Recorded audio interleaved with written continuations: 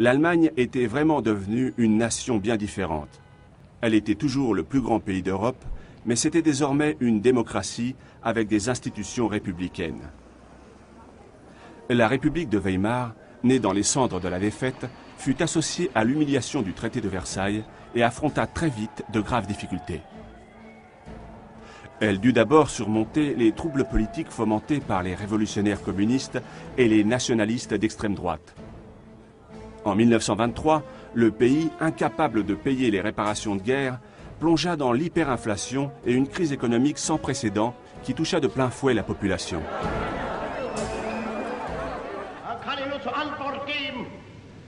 La misère et la rancœur fournirent un terrain fertile à une nouvelle génération d'hommes politiques, parmi lesquels Adolf Hitler. Hitler était d'origine autrichienne. Engagé volontaire dans la Première Guerre mondiale, il combattit vaillamment et fut décoré de la Croix de fer.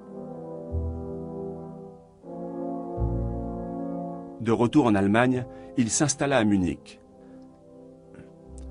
Ses talents de propagande et son charisme lui permirent de prendre rapidement le contrôle d'un groupuscule d'extrême droite qu'il fit grandir et transforme en Parti national-socialiste, le Parti nazi. En novembre 1923, Hitler et ses hommes de main tentèrent un coup d'État qui échoua, le putsch de Munich. Hitler fut condamné à 9 mois de prison. C'est là qu'il écrit Mein Kampf, mon combat, son manifeste politique antisémite où il expose son idéologie et son programme.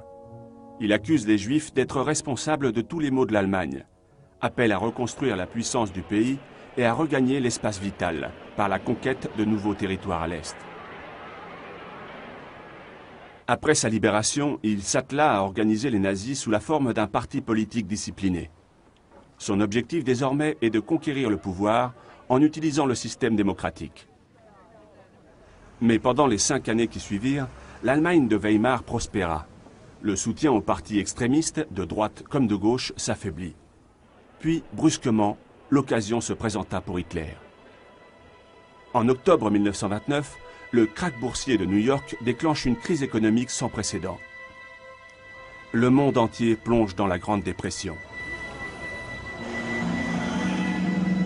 En Allemagne, le nombre de chômeurs dépassa la barre des 6 millions.